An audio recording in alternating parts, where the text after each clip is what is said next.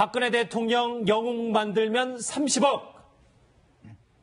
박근혜 정부 국정원의 요상한 작전을 지금부터 얘기해 보겠습니다. 이 박근혜 정부 국정원의 영화 제작 거래 얘기는 잠시 뒤에 바로 저희가 깊이 있게 좀 나눠보도록 하고요. 먼저 이현정 의원님. 네.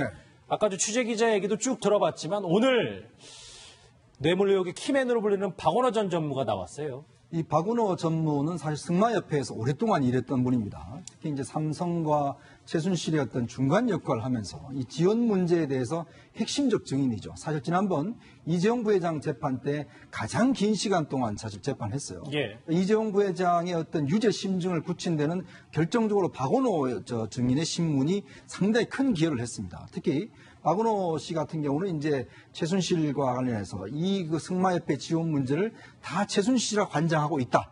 그리고 이 지원을 할 때 반드시 정유라를 포함시켜야 된다. 뭐 이런 식의 어떤 이메일이라든지 이런 것들이 상당히 이제 증거가 드러났고 또 본인 진술로도 상당히 그런 어떤 정황들이 이제 밝혀졌기 때문에 상당히 유죄 증언이기 때문에 아마 오늘 재판에서도 굉장히 중요한 어떤 의미의 증인입니다. 근데 아마 이제 최순실 측에서는 이걸 아마 공방을 하면서 특히 이제 박원호 전무의 개인적인 사생활 관련해서 좀 집중적으로 따질 것 같아요. 예. 그러니까 아마 박원호 전무의 개인적 이유 때문에 상당히 이런 것도 돈을 이런 뭐 빼돌렸다든지 뭐 이런 식 주장을 하면서 그 주장 자체를 오늘 아마 탄핵할 것으로 예상이 됩니다. 예, 뭐 말씀처럼 한 40분 뒤인 2시 네. 10분부터 최순실 씨 측의 증인 신문이 시작된다고 하는데 네. 대대적인 반격에 나선다 뭐 이렇게 보면 되겠죠? 정유라가 만약 출석하지 않는다고 가정했을 때 가장 중요한 증인이 아닌가 생각이 됩니다. 박원호 전 전무의 증언을 탄핵해야지만이 최순실 그리고 박 전 대통령은 유죄에서 무죄로 갈 수 있는 유일한 가능성이라고 봐야 되거든요. 그렇기 때문에 오전에는 검찰 신문이 끝났고요. 오후부터는 아마 2시부터는 이제 이 최순실 측에서 신문을 많이 할 거로 보이는데 가장 중요한 거는 박원호 전 전무가 삼성 재판에서 했던 내용들 중에 최순실이 어떤 역할을 했고 본인하고 최순실 관계는 어떤 역할이고 또 그 살시도라는 그 말을 둘이 바뀌었던 걸 보고 최순실이 화를 냈다라는 그런 진술을 또 탄핵할 거면요. 또 박 전 대통령하고 최순실 관계를 암시할 수 있는 내용을 증언을 많이 했습니다. 그것도 아마 탄핵을 할 걸로 보이고 아마 최순실 측에서는 많은 신문을 통해서 박원호 전무가 기억이 잘못됐다든지 내용이 잘못됐다는 것을 계속적으로 추궁할 것으로 보입니다. 그럼 탄핵을 하면 박 전 대통령처럼 최순실 결정탈 날릴 수는 있는 거예요? 만약에 박원호 전 전무가 이재용 전 재판에서 했던 내용하고 지금 내용하고 달라진다든지 기억이 잘못된 것 같다라고 혹시라도 된다 그러면 두 개가 병렬적으로 돼버릴 가능성도 있습니다. 그러니까 이재용 부회장 재판에서 가장 중요한 거는 박원호 전 전무가 했던 내용이 결국 최순실의 어떤 그 최순실하고 이재용하고 관계를 박원호 전무가 얘기를 해준 거거든요. 뭐 대리인이었다. 그렇죠. 대리인이기 때문에. 그래서 만약에 이제 박원호 전 전무가 흔들린다든지 이렇게 된다 그러면 사실은 이게 탄핵될 가능성도 배제는 할 수 없다 생각이 듭니다. 월요일부터 이 박원호 전 전무를 만났기 때문에 박 전 대통령에게 이번 주는 유독 힘든 한 주가 될 것 같습니다.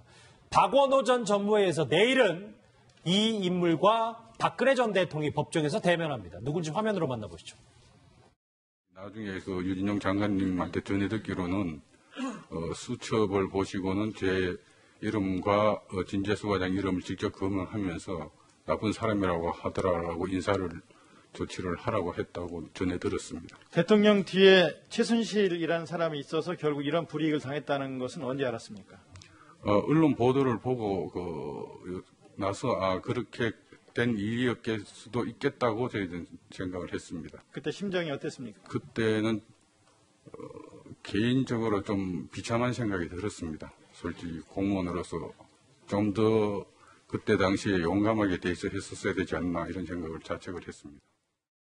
예, 이종근 실장님, 네. 뭐 노태강 차관과 박근혜 전 대통령이 법정에서 내일 대면하는 모습을 저희가 볼 수 있는 건가요? 네, 그렇습니다.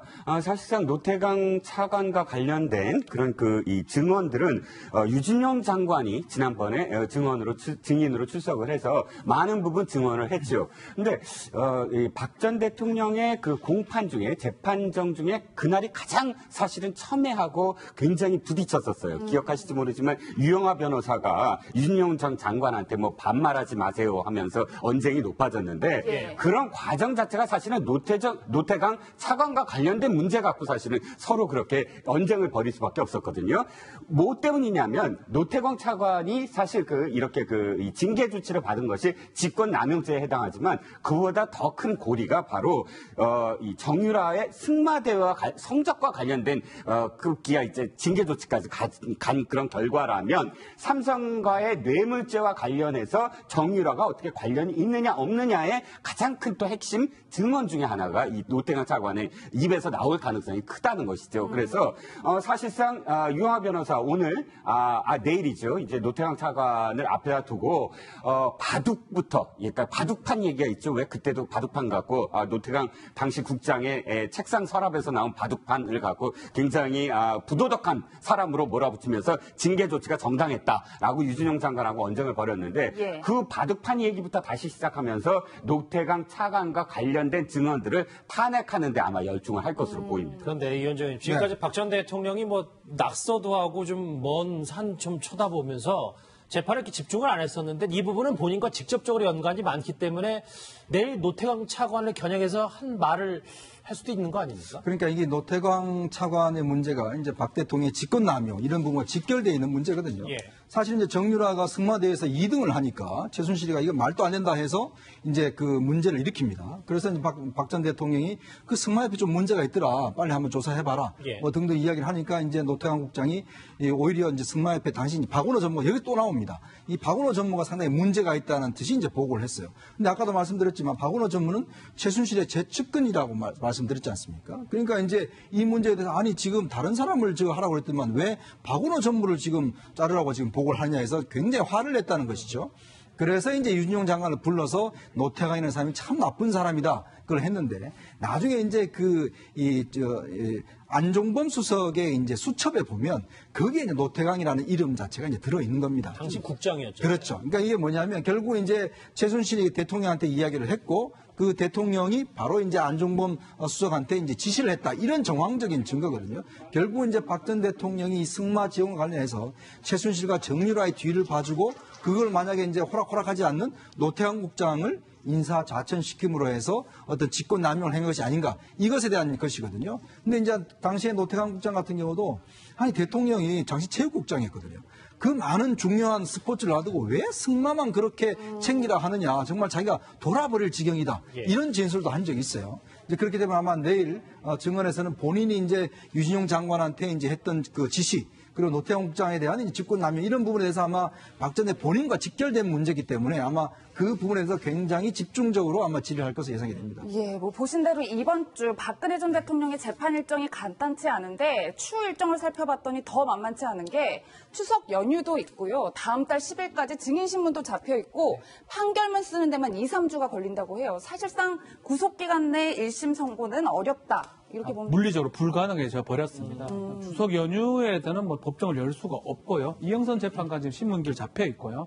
17일, 16일 00시, 17일 날 만료되기 때문에 사실은 이영선 신문하고 종결한다 하더라도 이거는 시간 못 맞추는 상황이 됩니다. 판결문 쓴다는 건 보통 사건이 아니기 때문에 최소 2, 3주 정도는 걸린다고 봤을 때는 10월달 전화를 맞추기는 어렵다고 봐야 될 것 같고 그렇다면 불구속이 되느냐 이 부분인데요. 예. 불구속의 뭐 가능성을 배제할 수 없지만 그렇다고 하더라도 구속의 가능성이 크지 않을까. 예를 들어서 지금 구속된 상태인데도 몇 번 안 나옵니다. 나오기 싫으면 지금 안 나오는 상황인데 만약에 불구속돼가지고 본인 집에 사저로 돌아간 상황에서 그 뭐 친박 단체라든지 이 사람들이 막는 상황이 생긴다 그러면 재판 자체가 불가능해질 가능성도 배제할 수가 없습니다. 막 그렇기 때문에 추가로 기소하는 방법이 있어요. SK나 롯데 뇌물 사건이 지금 준비되어 있기 때문에 예. 추가로 기소한다면 다시 6개월이 갱신되는 상황이 생기기 때문에 아마도 이제 추가로 기소를 할 것 같고요. 재판부 입장에서는 다른 어떤 공범자들이 지금 재판 대기하고 있어요. 예. 이재용 부회장을 비롯해서. 그래서 박 전 대통령만 빼서 불구속할 가능성은 조금 적어 보이지 않을까 생각이 듭니다. 예, 그렇다면 박 변호사님 최초에 검찰에서 이 부분에 대해서 기소를 안 한 건 이 부분을 염두하고 그랬다라고 판단을 해도 될까요? 뭐 전략적일 수도 있는데요. 어쨌든 그게 없었으면 상당히 막 몽땅 다 기소를 했다 그러면 사실은 추가 기소를 못 한다 그러면 풀어줘야 돼요, 법적으로. 사실 약간은 염두에 두지 않았을까 생각이 들고 어쨌든 간에 상황 전개로 봤을 때는 그 추가로 빼놨던 부분이 있었기 때문에 지금 구속 기간도 연장이 가능한 상황이 아닌가 이렇게 보입니다. 오늘은 박원호 전 전무, 내일은 노태강 차관, 정말 일정이 빡빡합니다. 그런데 이 와중에 이런 보도 하나가 나왔습니다. 블랙리스트 재판도 받고 있는 박근혜 전 대통령이, 그런데 박근혜 정부가 블랙리스트만 작성한 게 아니라 저렇게 직접 영화 제작에 뛰어들려는 움직임이 포착이 됐습니다.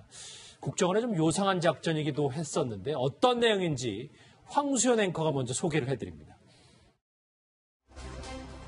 박근혜 정부 시절 국정원 직원이 국내 유명 영화 감독을 만나 대통령을 주인공으로 한 영화를 만들면 30억 원을 지원하겠다는 말을 했다는 보도가 나와 논란이 되고 있습니다. 특히 할리우드 영화 에어포스원을 예로 들면서 이런 애국 영화를 만들면 제작비를 지원하겠다고 했다는 건데요. 그렇다면 과연 에어포스원은 어떤 영화일까요? 에어포스원은 1997년 개봉한 영화로 주요 내용은 미국 대통령이 가족과 함께 대통령 전용기인 에어포스원에 올랐습니다. 그런데 이 비행기가 테러리스트들에 의해 공중 납치를 당한다는 내용인데요. 비행기가 피랍된 위기 상황에서 대통령은 굴복하지 않고 테러리스트와 직접 격투를 벌이며 마침내 평화를 지켜내는 내용입니다. 한마디로 대통령이 주인공으로 등장해 안보의식과 애국심을 고취하는 영화의 일종인데요. 국정원 엔터팀이 따로 운영됐다는 이야기까지 나오면서 논란은 한동안 계속될 것으로 보입니다. 박근혜 전 대통령 주연 영화를 만들면 30억을 대주겠다. 글쎄, 이 얘기 천천히 짚어보긴 할 테지만 먼저 위원장님. 네. 그 전에 이게 말이 되는 얘기죠? 근데 우리가 종종 미국 같은 경우에 그러니까 CIA가 여러모로 좀 지원을 하는 영화들이 꽤 있죠. 그러니까 뭐 어떤 CIA를 미화한다든지 또 미국 대통령한다든지 뭐 그런 식의 어떤 뭐 지원이 있을 수가 있는데 이거 같은 경우는 사실 이제 국정원의 어떤 면에서 보면 직접적으로 돈을 대는 것이거든요. 예. 그러니까 뭐 국가 예산을 이용을 해서 어떤 이제 개인적인 영화에 지원하는 것인데 이게 사실은 이제 국정원의 특수활동비를 아마 이용하는 것이겠죠. 근데 그런 면에 비춰본다면 아마 내부에서 이제 박 전 대통령에 대한 좀 이제 뭔가 여러 가지 좀 잘 보이기 위해서 아마 국정원 측에서도 여러 가지 아이디어를 생각했는 것 중에서 뭐 하나 정도 되지 않을까 싶은데 제가 아무리 생각해봐도 어떤 시나리오였을지 좀 잘 머리에 들어오지는 않습니다. 예, 이종곤 실장님 저는 네. 문득 든 의문이 네네. 역대 정권에서 이런 적이 있었을까라는 생각이 드는데요. 그렇죠. 저도 그렇게 이제 영화를 직접적으로 국정원, 국가정보기관이 나서서 돈을 대주겠다. 이런 건 아마도 처음이 아닐까 싶습니다. 조금 정정해야 될 부분이 뭐냐면 이겁니다. 그러니까 박근혜 대통령을 주인공으로 만들어 달라가 아니라 대통령을 주인공으로 만드는 영화. 좀 뉘앙스가 다르죠. 이 기사에 천천히 들여다보시면 박근혜 대통령이라고 적시하는 게 아니라 대통령을 주인공으로 하는 영화인데 문제는 에어포스 원 같은 영화다 이거예요. 그냥 대통령을 주인공으로 한다가 아니라 에어포스 원이 뭐냐면 대통령이 실제로 테러리스트와 상대를 해서 그것을 극복해서 하나의 어떤 국가적인 그런 이 영웅으로 부각되는 그런 내용이거든요. 그러니까 박근혜 대통령을 꼭 그 주인공으로 하지 않아도 어쨌든 특정 어떤 그런 이 대통령을 상정을 해서 이 대통령이 국가적 위기 상황에서 영웅이 되는 그런 영화를 만들어 달라. 이게 핵심이었던 걸로 말씀 봅니다. 끊어서 죄송한데 그래도 그때 당시에 만약에 대통령에 관련된 영화가 나오고 그 대통령 역할을 어떤 여성 배우가 한다면 그걸 당연히 박근혜 전 대통령 생각하지 않겠어요? 물론 그렇게 해서 박근혜 대통령을 연상시킬 수도 있지만 예. 그럼에도 불구하고 그러면 사실 얼마나 그것이 관객이 들 수 있을까요? 그러니까 이 점은 뭐냐면 그 당시에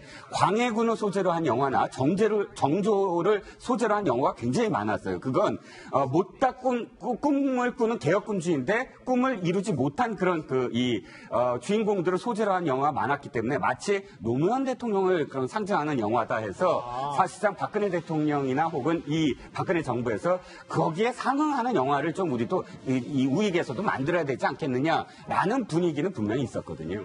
예, 박 변호사님 네. 사실 이 국정원 직원이 애국 영화, 안보 영화를 만들어 달라라고 요청을 한 건데 정치적 계산이 깔려 있다. 저희가 이렇게 볼 수 있을까요? 그렇죠. 사실 정확한 제안이라고 보기는 어려워요. 이 감독한테 혹시나 TK 출신이기 때문에 혹시나 이런 영화를 만든다 그러면 우리 국정원에서 나라에서 돈을 대줄 수 있다라는 어떤 뉘앙스를 보인 거지 계약서를 갖고 와가지고 뭐를 만들면 한다는 그렇게 보기는 어려운 상황이거든요. TK 출신 감독이라는 것도 조금 좀 놀랍고요. 묘해서요. 30억을 제가 봤습니다. 최근에 이제 유행했 그 영화 보니까 구남도 같은 경우 순제작비만 220억 들었더라고요. 30억 영화 뭐가 있을까 보니까 우리 생애 우생순이라 우리 생애 그 최고의 순간 그 영화가 순제작비 한 36억이 들었거든요. 예. 사실 불가능합니다. 비행기 하나 못 띄웁니다. 사람만 나와야 되는 그런 상황에서 그런 영화를 만들긴 사실 그거면 어려운 상황이고 아마 이런 거는 만약 그런 비슷한 영화를 만들면 일부를 제공하겠다는 그런 뜻으로 정치적 계산이 있는 게 아닌가 이렇게 보입니다. 예. 아마 이제 그렇겠죠. 국정원에서 돈을 그만큼 되면 국정원에서 여러 가지 이제 다른 어떤 기업에 압력을 넣어서 다른 이제 제작비를 동원해 줄 수 있다는 취지로 아마 이야기할 겁니다. 그러니까 국정원의 자금 지원이 마중물이 돼서 전체 한 예산 규모를 만들고 뭐 제목도 미스 프레지던트 같은 뭐 이런 걸로 하면 이제 여성 대통령이 갑자기 뭐 이제 영화 제목을 지으시네요. 뭐 이제 그런 주인공이 되는 뭐 그런 영화를 아마 구상했지 않나 싶습니다. 아, 그러니까 30억은 그냥 초기 자본이고 그 각 기업에서 격추를 해서 국정원이 힘을 쓰겠다. 그런데 그럼 이현정 의원님. 네. 만약에 영화가 잘 안 돼서 이 30억의 손실이 입으면 이거 다 고스란히 어떻게 되는 거예요? 그러니까 국정원 공작비죠. 이게 사실 국정원이 참 이게 아장한 게 국정원 이 특수활동비가 제가 알기로 뭐 정확한 액수를 말씀드릴 수 없습니다만은 굉장히 천문학적인 액수예요. 이 금액 자체는 뭐냐면 사실 우리가 예를 들어서 여러 가지 공작을 많이 하지 않습니까? 뭐 정보를 얻기 위해서 산다든지 뭐 그런 같은 경우는 사실은 영수증이 필요 없는 돈입니다. 그리고 정부에 나중에 보고할 때도 전혀 구체적인 액수를 보고하지 않아요. 그냥 총액만 보고합니다. 그러니까 예를 들어서 국정원에서 이 30억 정도는 뭐 국정원 예산 중에서 굉장히 일부분이죠. 예. 그래서 만약에 실패하더라도 국정원에서 그냥 뭐 특수공작비 아니면 예를 들어서 무슨 뭐 어디 정보를 빼놓은 데 썼다든지 뭐 그런 식으로 명목을 하면 사실 아무도 알 수 없는 거기 때문에. 세금이잖아요. 그렇죠. 다 세금이죠. 그래서 이제 국정원은 사실 이번에도 특수활동비는 못 잘랐는데 왜냐하면 국정원의 업무 자체가 사실 돈을 주고라도 정보를 빼와야 되는 그런 역할이 많거든요. 그래서 그런 것들 인정한 건데 문제는 그렇게 할 돈을 이런 식으로 쓴다는 것 자체는 이거는 굉장히 도덕적 해이죠, 사실은. 예, 이종건 시장님 네. 참 이 보도가 사실이라면 국정원에서 다양한 일을 하고 있구나라고 생각할 수 있는데 도대체 어느 부서의 직원이 이런 일을 했다고 하던가요? 국정원 내에 사실 그러니까 부서 이름은 사실 거의 없어요. 이게 아마도 엔터테인먼트 팀이라고 그러니까 가정에서 붙인 이름일 가능성이 큽니다. 왜냐하면 국정원 내부에서는 무슨 팀이다 하고 그러니까 1차장, 2차장, 3차장이 분리는 돼 있는데 각각 그 안에서 국내부서, 국외부서 이런 정도의 어떤 큰 바운더리는 있어도 팀명이 정확하게 어떤 팀명이 있어서 그 팀명으로 사람들을 접촉하는 하진 절대 안 합니다. 그래서 예를 들어서 영화계에 접촉을 한다 그래도 내가 뭐 이렇게 이 영화 얘기를 하니까 이쪽 그 영화계 사람이 생각하기에 엔터팀이다라고 아마 붙였을 가능성이 굉장히 커요. 지난번에도 이런 경우가 있었죠. 그러니까 어떤 그 국정원을 만났는데 국정원 직원이 팀 이름도 모르고 부서 이름도 모른다 이렇게 표현했던 이 싱크가 기억이 나는데 절대 자기가 어떤 팀이다라고 하면서 만나는 국정원 직원은 없습니다. 누군가는 이 자체를 뭐 영화계의 관심 아니면 다른 쪽에서는 장악 뭐 이런 얘기까지 하는데 박지훈 변호사님. 네. 그런데 뭐 박근혜 전 대통령 관련 말고도 이 얘기도 있어요. 같이 보시면 박정희 전 대통령 영화도 사찰한 게 아니냐라는 의혹이 있어서 왜냐하면 촬영이 시작되기도 전에 영화에 박정희 전 대통령 등장 장면을 미리 알고 시나리오를 받아갔다. 이게 한 영화 투자 관계자의 말이죠. 그렇죠. 지금 국정원 엔터팀이라고 추정되는 그 팀에서 박정희 전 대통령에 관련된 영화를 만든다니까 시나리오를 받아갔다라는 거거든요. 사실은 아마 이 엔터팀의 역할이 영화나 어떤 엔터테인먼트 사업에 대해서 어떤 친정부적인 거나 지금 정부라면 지난 정부라면 보수적인 우익적인 어떤 그런 것들을 만들기 위해서 개입하는 형상이 아닌가 생각이 들고 시나리오를 사실 가져갈 일은 전혀 없는 겁니다. 국정원이 그런 역할을 하는 것도 아니고 그 시나리오를 갖고 와서 그 이후에 예를 들어서 무슨 압력을 행사하는지 그건 알 수가 없지만 블랙리스트 지금 상황하고도 연계가 되는 게 아닌가. 그래서 이 블랙리스트를 만들고 하는 게 국정원에서 정보를 수집하면 청와대까지 뭐 보고가 되는 막 그런 상황까지 만약에 연계가 된다 그러면 이건 또 다른 어떤 블랙리스트가 될 수 있다 이렇게 봅니다. 그러니까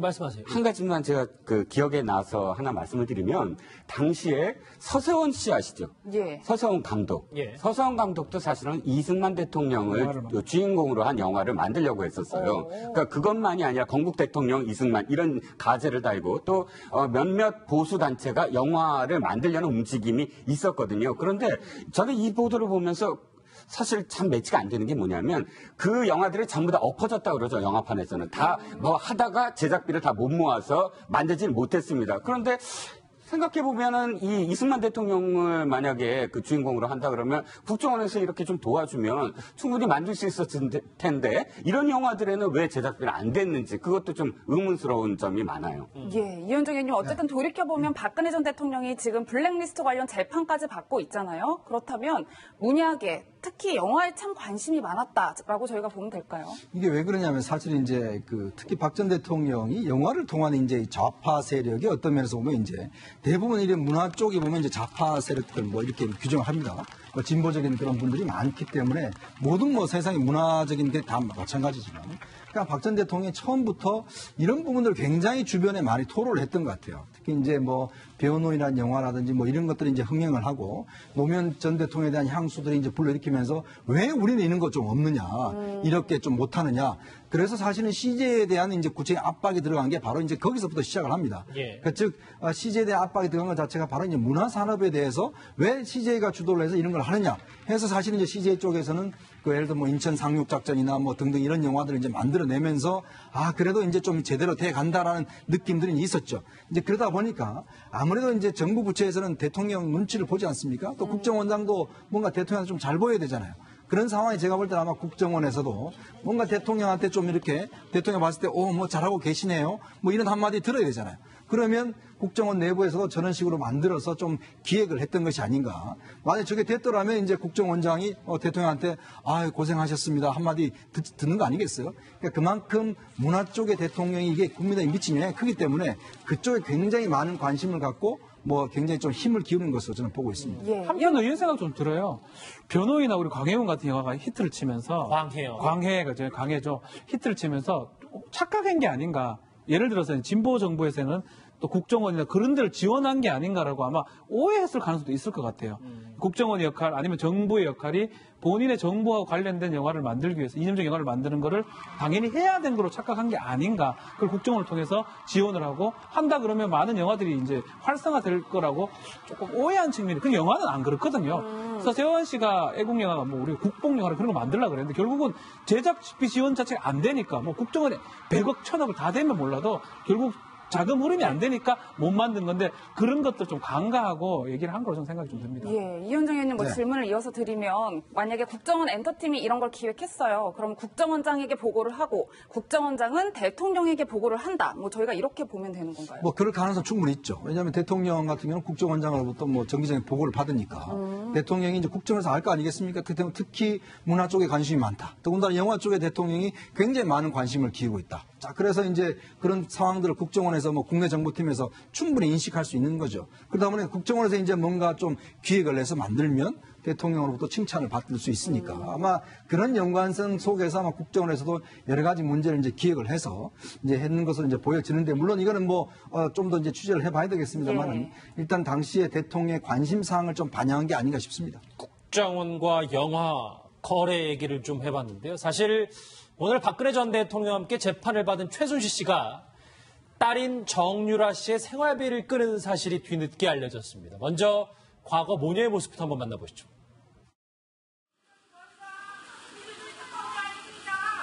강한 피서 갖고 있다고 생각하십니까? 최순실 씨. 너무 억울해요. 우리 애들까지 다 어리송장까지 이렇게 하는 거는. 어머니 면회하실 계획 있으세요? 네, 있습니다. 언제쯤 하실 예정이에요? 제가 검사님한테 여쭤보고 해야 될 것 같아요. 어머니 안 보고 싶으세요? 보고 싶죠, 당연히. 엄마 만나고 싶어서 오셨던 건가요? 네, 그럼. 사이가 안 좋다 그랬는데 지금은 좀 괜찮아진 겁니까? 네, 당연히 저희 어머니고 갇혀 계시니까 제가 딸로서 와야 된다고 생각했어요. 진짜 끄는 건 맞는 겁니까, 이종우 실장? 끊었다고 알려져 있는데 솔직히 말씀드리면 지금 그 정유라가 이렇게 행동하는 것 자체가 아들 때문이다라고 이야기하지 않습니까? 예. 그렇다면 아무리 지금 뭐 이렇게 그 자신한테 불리한 또는 뭐 전체 재판에 불리한 증언을 했다고 하더라도 당장 생활비를 끊었다라고 우리가 완전히 단정할 수가 있을까요? 그건 저는 좀 그 어떤 길들이기 내지는 앞으로 재판은 계속됩니다. 뭐 항소도 해야 되고 고법에서도 가야 되고 대법까지 가능한 어떤 기나긴 재판 속에서 언제든지 사실 정유라 씨의 그 증언이 탄핵될 수 있는 또 가능성도 있거든요. 그렇다면 지금 인연 끊어버려라라는 어떤 보도가 나오는 것은 일단 이 정유라 씨에 대한 어떤 메시지, 정유라 씨한테 보내는 메시지라고 보이지 그것이 실제로 지금부터 뭐 끊어갖고 미승빌딩에서 당장 나가 하는 그런 모습을 우리가 상상할 1차 경고 정도 없을 것 같아요. 예, 뭐 박 변호사님 네. 어쨌든 뭐 생활비까지 끊고 어쨌든 지금 정유라 씨는 21살의 아들을 둔 엄마인데 네.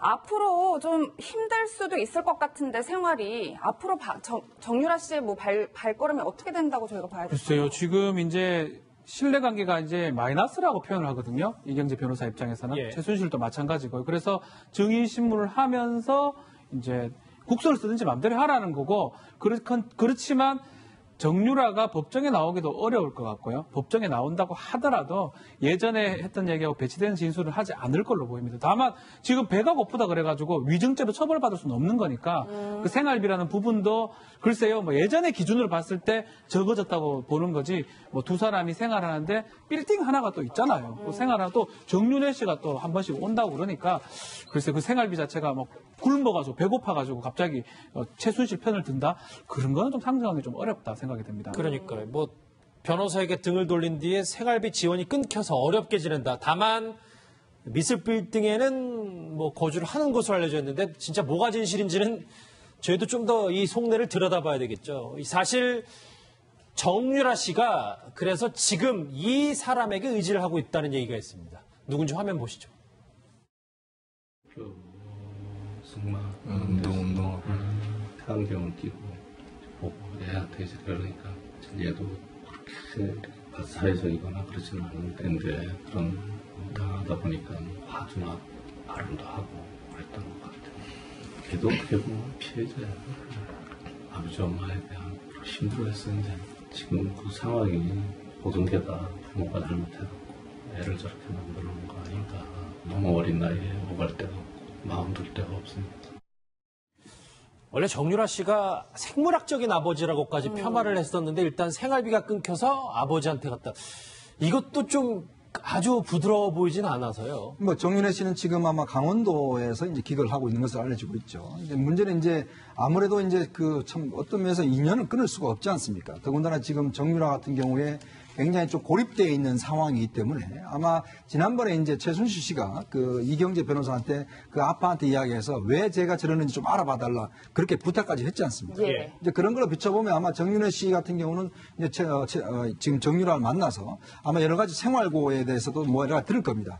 또 특히 손자가 있기 때문에 그렇죠. 아무래도 그냥 내버려두기는 굉장히 힘든 상황이라고 보여집니다. 그래서 아마 가끔씩 현재는 좀 만나고 있는 것으로 현재는 좀 알려지고 있는 상황입니다.